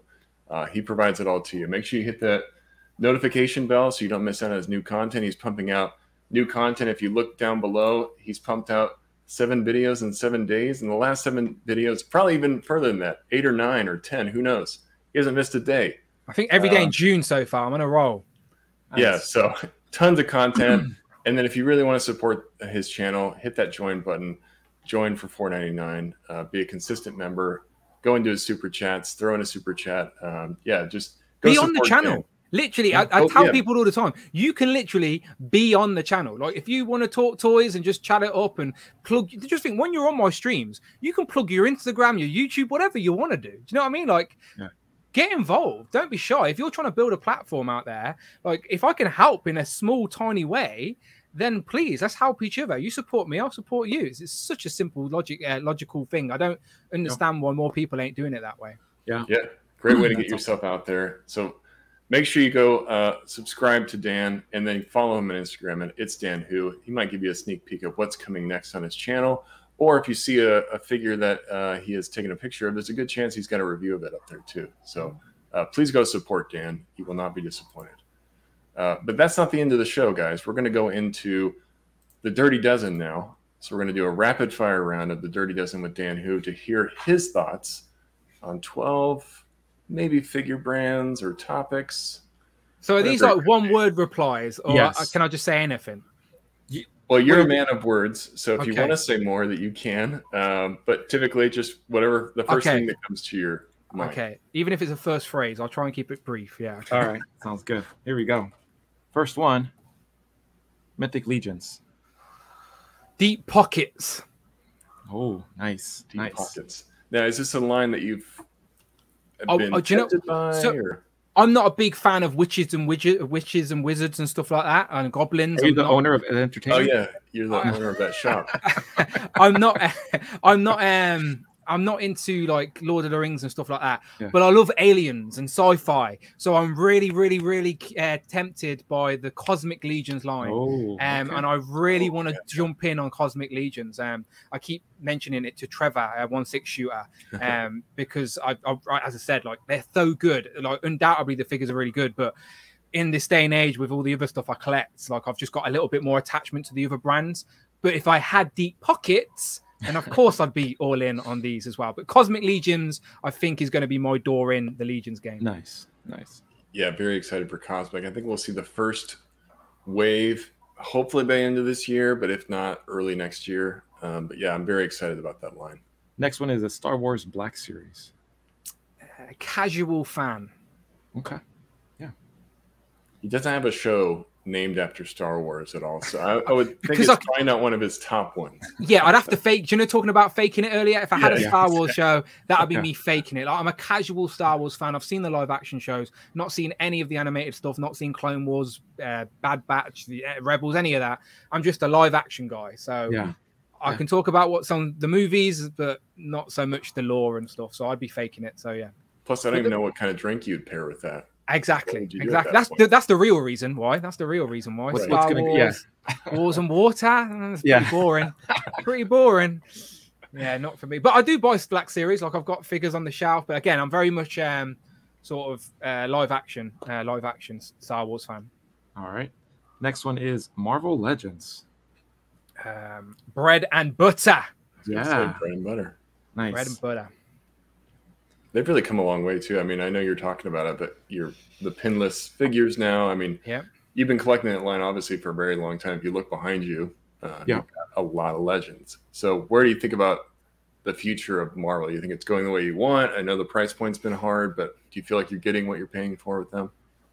I think the price point's going up, isn't it? It's like, it's inevitable at this point. Everything in the world, my general weekly shop is going up. My cost of petrol is going up. I don't think me as a grown man using my platform to moan about spending too much money on toys is going to help or affect it in any way. So again, like, we're all adults here. If it's too expensive for you, then step away. Do you know what I mean? Or pick and choose. Be a bit more cautious with your purchases. But of course, I'd like Legends to be cheaper, but that's a whole different ball game. In regards to the Legends themselves, the best they've ever been. Do you know, like, we're in the golden age, and we're again moving into this new digital tech, the most like articulated yet authentic, aesthetically pleasing representations of these characters we love.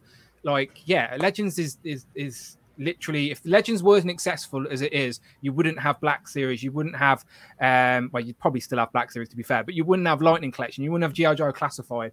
Legends at the 6-inch scale is sort of gave other brands, especially within the Hasbro sort of bubble, the confidence to go out there and thrive, and they're thriving. Well said. All right, next one is Jurassic Park. Nostalgic. I just went and seen the new film the other day, and I loved seeing all the original cast. I love nothing will beat the. I still love every film in the original trilogy more than any in the new trilogy. The new trilogy, I love dinosaurs. I like Chris Pratt, but some of the story twists and turns just make my head scratch. But that original Jurassic Park, one of my favorite films, probably in my top 5 favorite films of all time. Loved the Amber Collection. I hate that it died. I loved that 6-inch scale of Amber Collection. I brought them all, and then they killed the line before we got Timmy and Lex. And I'll never be happy at Mattel for that. Damn you! I can't believe that. But I've sort of dropped back to going for the 3 3/4 Legacy Collection figures. So I do again, it's not something I review on the channel, but I'm all in on the classic, the Legacy line of anything of the original films. That's awesome. Yeah, nostalgic. Mezco.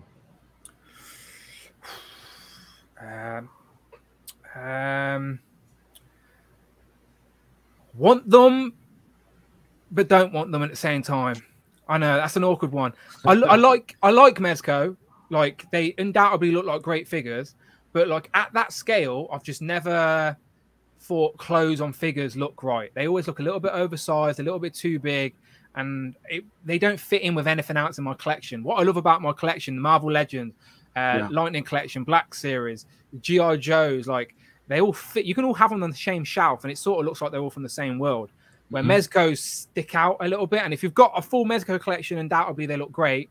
But again, you're going to have deep pockets, and you're going to have to wait a long time before you complete any team or any type of contingent on a shelf. And for me, it's all about that character representation. I love completing teams and adding new characters, and your display would be a lot more limited if you were solely Mezco. So yeah, like, I do appreciate what they are, but something I try and stay away from. Nice. Okay. And I respect that you can keep that focus for your collection. Like, we always talk about what's the goal for your collection, you know, and trying not to have that FOMO and, I'm going to miss out on this Mezco that everybody seems to love. But for you, it's just like, hey, Legends are doing it for me. So that's really where I want to look. stick. As an action figure fan, of course, I've brought a couple of Mezcos. Like I brought the Punisher one, I brought the Blade one, just as a fan of action figures, and undoubtedly these figures look great. So I've picked up a couple over the years, but it's definitely something that I've, like you said, consciously chose not to go all in on or anything like that, because like their Rumble Society figures look great, but I have no attachment to any of those Rumble Society characters. So like, I'd rather go and spend that money on something that does have a bit of attachment for me. But I appreciate what they are, but just something not for me. I respect that. G.I. Joe Classified. Let me just take a sip of juice here for this where's one. my juice? Look, Classified, like one of my favorite action figure lines as a kid was Action Man. Like in the US, I don't think you guys had Action Man, or maybe you did, I don't know. Yeah. But it was like the dolls, basically the 12-inch dolls, and they were like in the orange packaging. As a kid, like some of my earliest toy memories are Action Man. So as I got a little bit older, I got into Action Force, which was the UK equivalent of G.I. Joe. And it wasn't until like I was in my adult collecting days, I sort of put 2 and 2 together and was like, Action Force is G.I. Joe. And like my brain exploded. And you know what it's like. You go down deep dives and you start doing your research and you start buying some like retro figures online and stuff. So yeah, we're lads at the end of the day. We love guns and military themed figures. Yeah. So like the fact that now Classified is basically in that 6-inch scale, because I love the fact, as I mentioned earlier, all our lines can sort of sit on the same shelf and sort of look like they're all in the same world. Right. I love that. Like I've got Plasma Collection Ghostbusters standing next to G.I. Joe Classified, standing next to Marvel Legends, standing next to my Jurassic Park Amber Collection, just standing next to Black Series. Like it's just that mishmash of everything I love on my miscellaneous really shelf. Cool. Yeah. And they're all scaled together, which is perfect. But really excited for the future of Classified, and I'm really curious about their HasLab. My wallet's not, but I am curious. I was tuning in earlier. You guys were talking about what your thoughts of it might be, and I think the chat at least thought it might be the Hiss tank, right? Yeah, that's what they thought. The majority went and I'd be fine with that. I would be fine with that, but I'd take a Joe vehicle as well. Yeah. Oh yeah. All right, next one is Hot Toys. Talk about deep pockets. This is like, I don't know. I mean, if I was going to use a phrase, I'd say admire from a distance, because I love them. They are undoubtedly the best representations of what they are meant to be, the source material in any type of action figure form, just at the 1/12 scale, 1/6 scale. Yeah. But the price point just prices me out. Yeah. And also I couldn't look at this display behind me, packed figures in. If I was going to have some Hot Toys in here, I'd have maybe 6 characters. I can't choose 6 characters to display. I need all the X-Men. So for me, Hot Toys undoubtedly some of the best figures, if you want to call them, around. But you can buy maybe 3 waves of Marvel Legends for the price of 1 Hot Toy. And the Legends will bring me more joy. And at the end of the day, that's what it's all about. So there you go. Yeah, I'm right there with you, man. It's like I'm just afraid to start, because once you pop, you can't stop type of thing. I have to do more.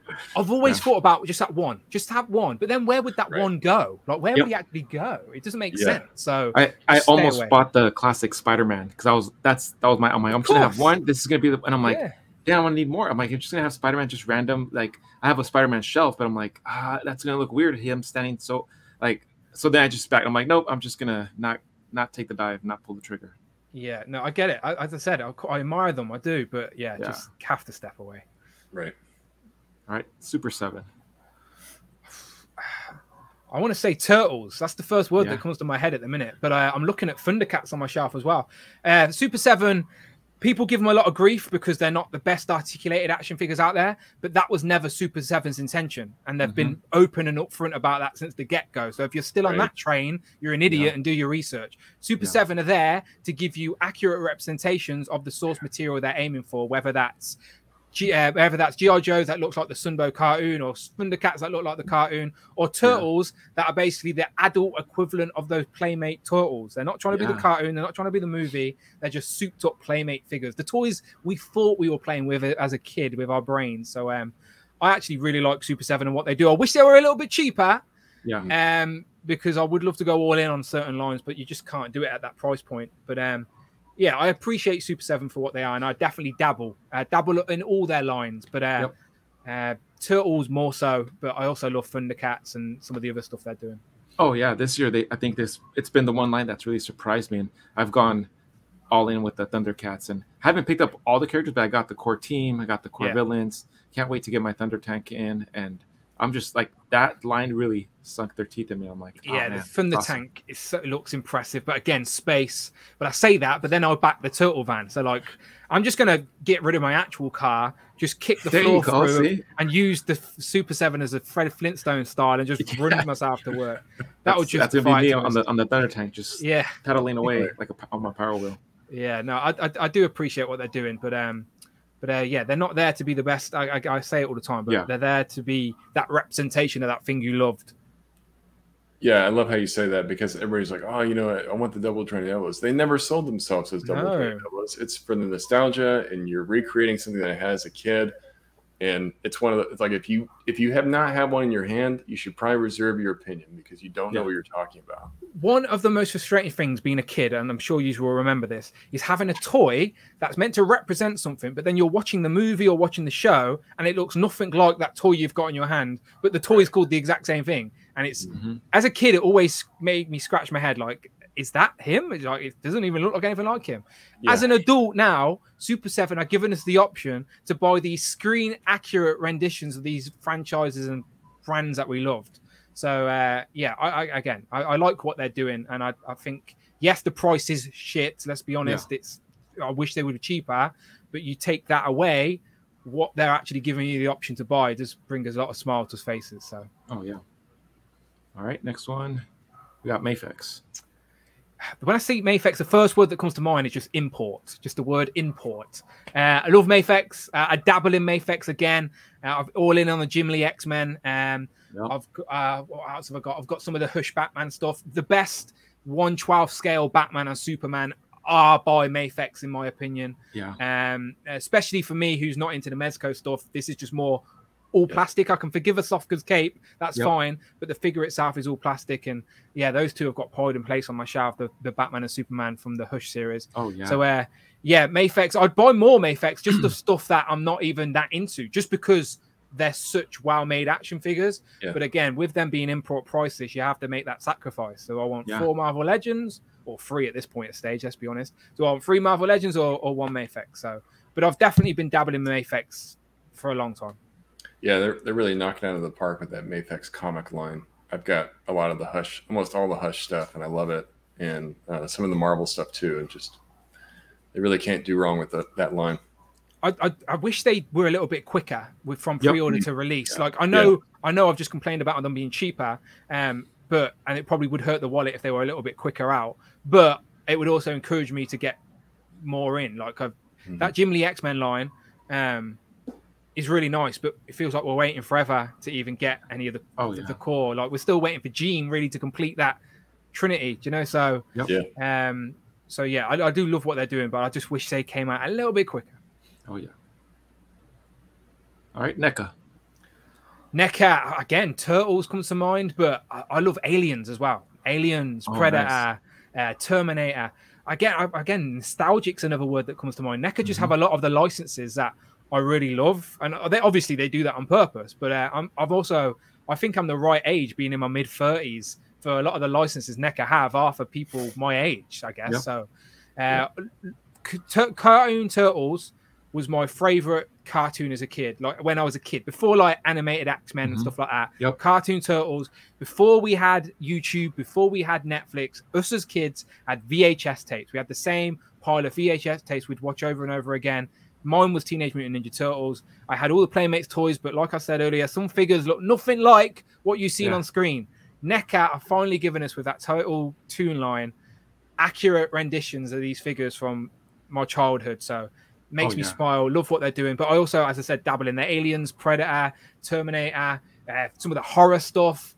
I really like NECA. I know they get a bad rap for QC and stuff like that, but to be fair, the issues are few and far in between. I just think it's like them. If something bad happens, you're going to scream and shout about it, but you can get 10 figures that were fine and not say anything to anybody. So it's one of them. It gets a bad rap, but I do really like what NECA are doing. And I was just telling Nate, I opened up their most recent, the Flash Gordon Defenders of Earth I picked up the Ming and the Flash Gordon. The Ming, it felt like a Legends. The plastic was really, really good. And you can tell with the Flash Gordon was a little different. It was like the traditional plastically, like really hard type of feel. But with that Ming, everything was smooth. The double jointed knees, like there was no issues. I didn't feel like, oh man, if I bend this a certain way, it's going to break. It was smooth like butter. Yeah. As I said, no complaints from me. I've had a few issues, but again, like I've had a few issues with Marvel Legends throughout the years as well. Right. So tit for tat. I like what they have the licenses for. Let's be honest. So I'm all in on Cartoon Turtles. All in. Nice. Yeah, and like what you talked about earlier, consistency is really important. I think that's one thing NECA is really good about doing is being consistent. They are always offering up something new with Turtles or their horror line or branching into other lines and just really pumping out consistent figures and keeping the price points somewhat the same too. You know what to expect with NECA as well, and very rarely if they get a license, are you only going to get one character. Do you know, like with any other license, any other company could have picked up the license for Back to the Future and just give us Marty and Doc, because obviously they're the main two guys. No one else is going to want anyone else. But NECA literally dig a little bit deeper because they know who their target audience is, and they do that with the other lines as well. Where if you get a Terminator figure, you're not just going to get Arnold. You're going to get Sarah Connor. You're going to get John Connor. You're going to get the T1000. You know, so I do appreciate that NECA know their target audience really well, and you can at least feel it to get invested on certain lines that you love. Look, Gremlins is another one. I've got all the Ultimate Gremlins. Nice. Did you get the Wedding Greta? Of course I did. Okay. I was panicking trying to get the pre-order in, rushing around, but yeah, I got Greta and the Turtles. Nice. All right, and then to close this out, it's going to be everyone's favorite McFarlane toys. Statues? Is that a word that people use? I actually like McFarlane. Like I've got a little shelf here next to me. Of like nice. Okay. That's McFarlane representation for sure. Yeah, and so that's my small little McFarlane shelf. I wanted to build like a generic Justice League, and since McFarlane are the current toy company giving us DC toys, because I love DC as well, not as much as Marvel, but I still love DC. But they're just not very consistent. Like how many years have they had the license for now? And we've still got not a generic Justice League team. Makes no sense. It's like having the Marvel brand and not giving us Captain America and Iron Man in their classic looks. It makes no sense. So I went all in on the sort of dark metal series instead, because they do look pretty fun. They do look really good action figures. And again, for me, you see how I pose. I'm not into the ACB. I'm not doing crazy poses. Mine are just representations of what they're meant to be, and they stand there and look good. Then I'm happy. Nice. But I understand people's frustrations. Yeah. That's our Dirty Dozen. Thanks for playing, Dan. Wow. So I made that. I make everything longer than it needs to be. Hey, it's all good. It's all good. It's all good conversation. At least it's value added. I mean, you could talk a lot and not have a lot to say, but you talk a lot and you have a lot to say. So I think it's good. My one bone I have to pick with Dan. I have to pick with Dan. Pick it. So I almost won. He has this duck race thing that he does. Yeah. I almost won. Even my duck was even dressed as he had a British one of those hats. Yeah, the beefeater hats. Yeah, he looked the part, and still didn't win. It was totally rigged. Sorry about that. I didn't come in second. I was right behind, and I was smashing and cheering at my screen. I almost threw my phone, and I was like, "Oh, I'm gonna win!" At the very last second, somehow I don't know what happened. My duck got pulled from first to second. So look, you're still in it. Basically, we haven't crowned a champion yet. The champion's the first to 30 points and 50 points. Anything can happen. You just got to be there. Points, we don't for mix. Legends of Liquor. With me and points, we don't mix. Look at the enablers. I'm always dead last. I don't know. I'm still trying to get a handle on how this game works. Me and Mario are always going at it. But no, it's hilarious. I love that whole duck race thing. I think that was one of the first couple of things I saw, and I'm sucked me into it, and I was like, damn it. Yeah, exactly. It's just engagement. People love it. So if I can get people involved in the stream by something stupid like that, just blame my alcohol as an excuse. People come and watch Legends of Liquor now just to race a duck. Someone was in Joe's and Juice earlier going, is there a duck race today? And I'm like, you're in the wrong place, mate. But no, it's just a bit of fun. At the end of the day, we're grown men that buy toys, right? This has to be fun at some level. So if you're one of those grumpy old men going, these elbows are not articulated enough for me, fair enough, but that's just not how that's not how I enjoy the hobby. It's not how I choose to put my energy. And I choose to drink some Koppelberg, race some ducks, and buy Marvel Legends. Yeah. Awesome. Well, before we let you go, Dan, if you want to give yourself a little plug here. Yeah. I appreciate that. First of all, thank you so much, Prime and Nath. I appreciate it. I love what you're doing on your channel with your content as well. But yeah, guys, Instagram, it's Dan Who. You can tweet me on Twitter as well at Dan Who Reviews, or of course on YouTube. YouTube, as I said, is where I live. It's the hill I've chose to die on. Live streams, Legends and Liquor every other Sunday. If you're a channel member, you can literally be on the stream. It is that simple. And then other than that, every single Thursday, we are on the climb to 100 shows consistently. Dan Who Live, where of course we talk Marvel Legends, but we talk about a lot of other nonsense as well. So come and join the madness at Dan Who Reviews. Awesome. Well, stick around. Let's send them back to our green room, and then we'll close out the show. Close it out. Thanks, Dan. Man, what an amazing discussion. And it feels like Dan was sneaking in on our last episode. I'm sure he had our place. Yeah, I think he might have been listening before that one. Man, he resonated with so much that we said. And talk about a guy that has a shit ton of experience. Yeah. It shows. He's got a lot of knowledge in the game. And he seems very open to talk about it. So hopefully that helped you guys. If you didn't discover Dan before, you've probably been hiding on under a rock at this point, because he's really good about engaging and getting people out there. Like you said, he goes to the points of annoyance, but make sure you go check him out. Like you talked about, go subscribe to him on YouTube, follow him on Instagram, follow him on Twitter. Just really, really awesome member of the community, and he pumps out some really great content. So go check it out.